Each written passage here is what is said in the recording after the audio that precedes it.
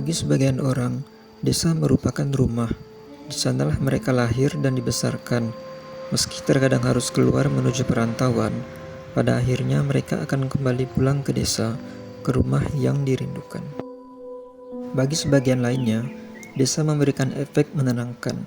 Ketika lelah, stres, dan kewalahan oleh kebisingan dan polusi kota, kehidupan pedesaan menjadi satu-satunya jenis surga yang tersedia bagi orang-orang yang mencari kedamaian.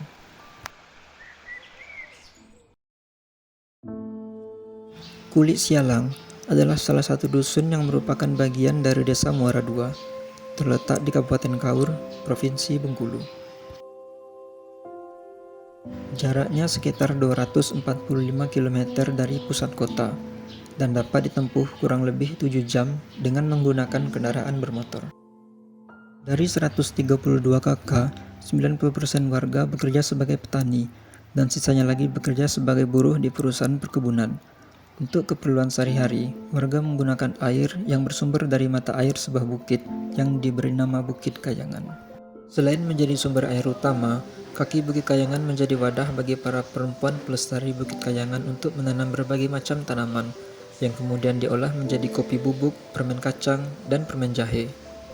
Itulah mengapa bukit ini disebut Bukit Kayangan, karena bukit ini bak surga yang tak hanya indah dipandang mata, namun juga memberi banyak manfaat bagi kehidupan warga di sekitarnya.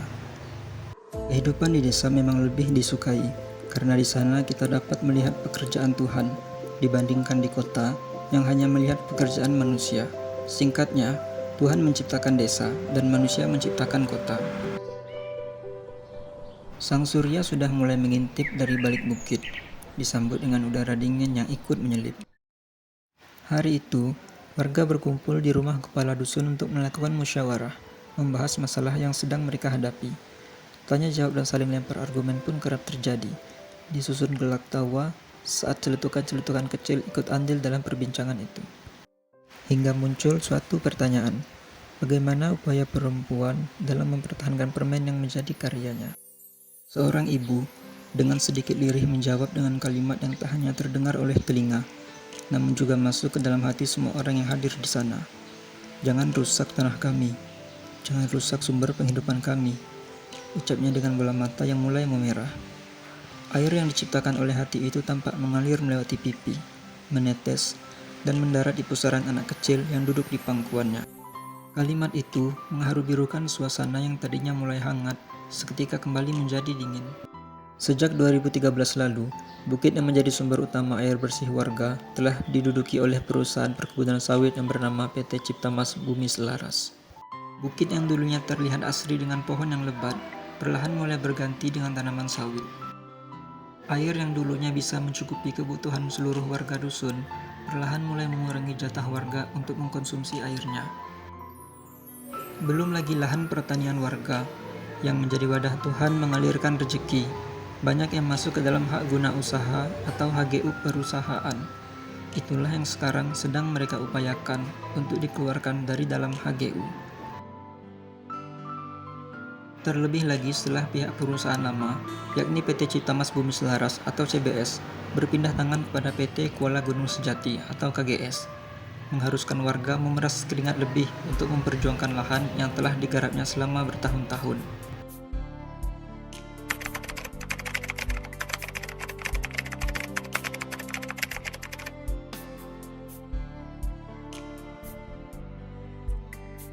Assalamualaikum warahmatullahi wabarakatuh.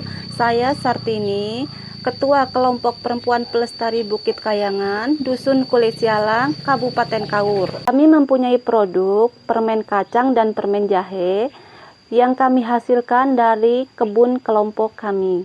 Di kebun ini kami menanami kacang, jahe, dan kami rawat, lalu kami memanen dan mengelola menjadi permen kacang dan permen jahe. Dengan permen ini kami mau bilang bahwa jangan masukkan apapun ke desa kami yang merusak tanah, kebun, air, maupun bukit kayangan kami. Kami senang sekali permen kami sudah sampai ke level nasional.